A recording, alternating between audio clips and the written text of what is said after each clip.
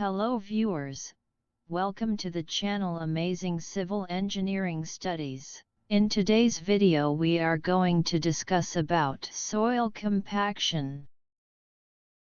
Ground improvement method before house construction. The soil at a construction site may not always be suitable for supporting structures like buildings, bridges, highways, and dams. The soil at the construction site may be very loose and indicate a large elastic settlement. In such a case, the soil needs to be densified to increase its unit weight and shear strength. Sometimes the top layers of soil are undesirable and must be removed or replaced with a better soil on which the structural foundation can be built. The soil used as a filling material should be well compacted to sustain the desired structural load. Depending on the structural load and the depth of layers, unusually large settlement may occur. Special soil improvement techniques are required to minimize the settlement of the structure.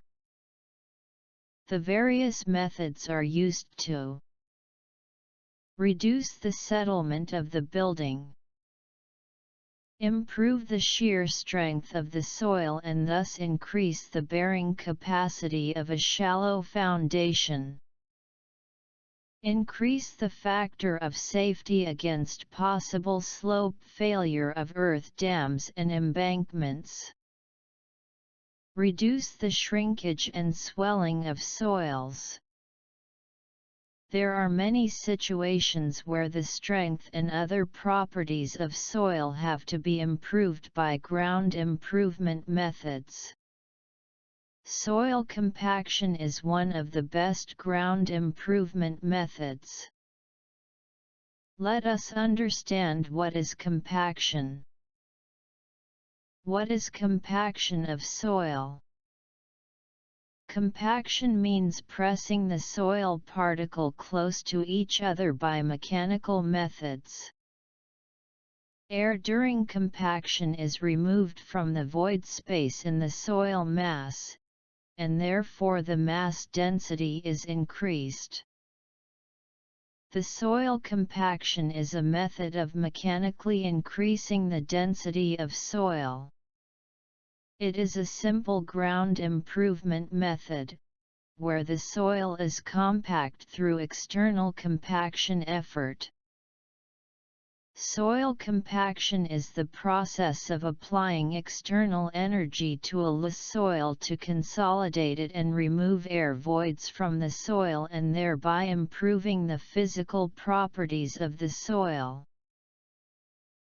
If performed improperly, settlement of the soil can occur and may result in unnecessary maintenance costs or even a structural failure. Objective of soil compaction. The main purpose of soil compaction is to improve engineering properties of soil by increasing its density, and to make it strong enough to resist displacement or movement under loads that may be applied to it. Improve the load-bearing capacity of soil. Increase soil strength. Reduction in the flow of water, water seepage. Decrease future settlement of foundation, lower compressibility. Increase the shear strength of soil. Increase soil stability. Reduction in soil swelling, expansion, and collapse, soil contraction. Result of poor compaction of soil. Improper compaction leads to cracking of pavements, floors, and basements. Structural distress from excessive differential and total settlements. Structural damage to structures, water and sewer pipes and utility conduits. Soil erosion. Compactive effort.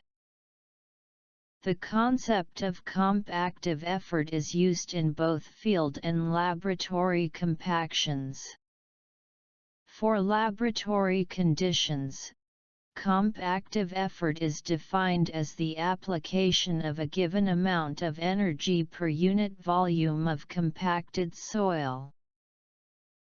For field conditions, compactive effort is defined as the compaction obtained by using various equipments.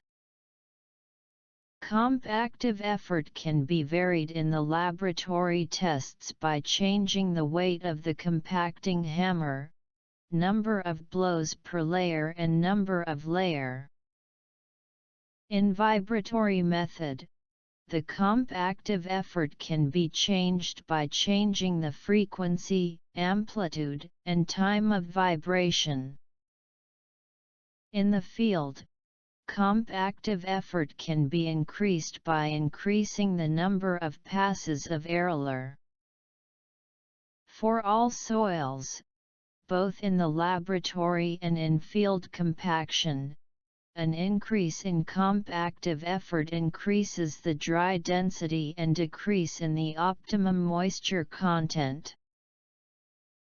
Principles of compaction. Soil compaction is the process whereby soil particles are forced to pack more closely together by reducing air voids. This is attained by applying some mechanical force, static or dynamic loads, on the soil. The state of compaction of soil is measured by the dry density and the associated molding water content.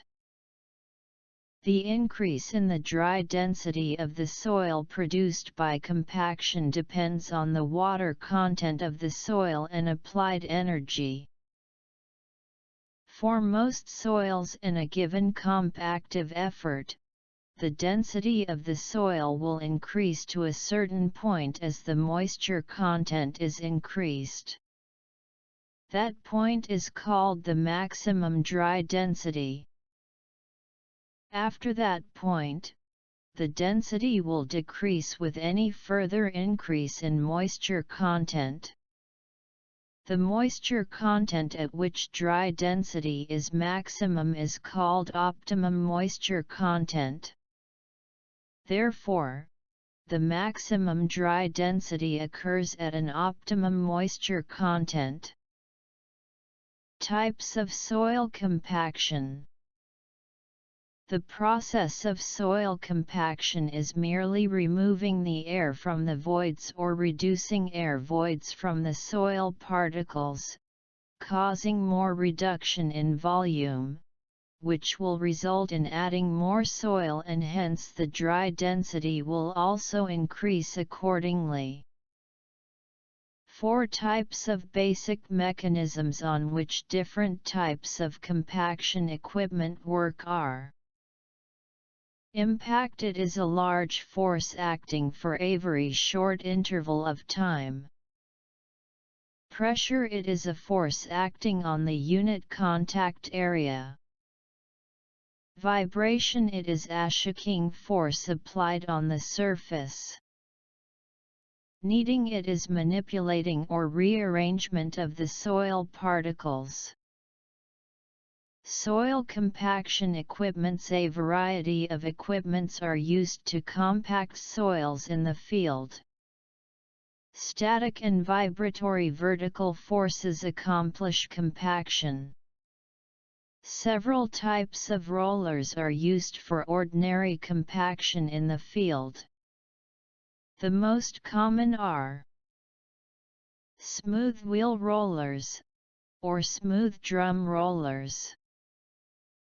The smooth wheel roller can create vertical vibration during compaction.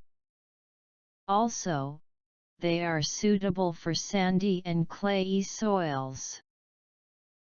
However, they do not produce a uniform unit weight of compaction when used on thick layers. Pneumatic rubber-tired rollers. Sheep's foot rollers. Pneumatic rubber-tired rollers are better in many respects than smooth wheel rollers. They can be used for sandy and clayey soil, producing a combination of pressure and kneading action. Sheep foot rollers consist of drums with large numbers of projections. The area of each of the projections is most effective in compacting the soil. They are suitable for cohesive soils. Vibratory rollers. Vibratory rollers are efficient in compacting the granular soils. Vibrators can be attached to smooth wheel, pneumatic rubber-tired or sheep foot rollers to send vibrations into the soil to be compacted. In general, compaction in the field depends on several factors such as the type of compactor, type of soil, moisture content, speed of the compactor and number of roller passes, etc. Factors affecting the soil compaction. There are many factors which affect the degree of compaction on the site. Let's discuss few of them. Nature and type of soil. The dry density of soil depends upon the type of soil. Coarse-grained soils can be compacted to higher level than fine-grained soils. Well-graded sand attains a much higher dry density than poorly graded soils. Cohesive soils have high air voids and attain a relatively lower maximum dry density as compared with the cohesion-less soils. Such soil requires more water than cohesion-less soil, and therefore optimum water content is high. Water content. At low water content, the soil is stiff and offers more resistance to compaction. As the water content is increased, the soil particles get lubricated. The mass of soil becomes more workable, and the particles have closer packing. The dry density of the soil increases with an increase in the water content until the optimum water content is reached. The air voids attain approximately a constant volume at that stage. Amount of compaction. The amount of compaction greatly affects the maximum dry density and optimum water content of a given soil. The effect of increasing the compactive energy results in an increase in maximum dry density and decrease in the optimum water content. Method of compaction. The dry density depends not only upon the amount of compactive effort but also on the method of compaction. For the same amount of compactive effort, the dry density will depend upon whether the method of compaction utilizes static or kneading action. Effect of compaction on soil properties. The engineering properties of soils are improved by soil compaction. The desirable properties of soil are achieved by proper selection of the soil type, the mode of placement and the method of compaction.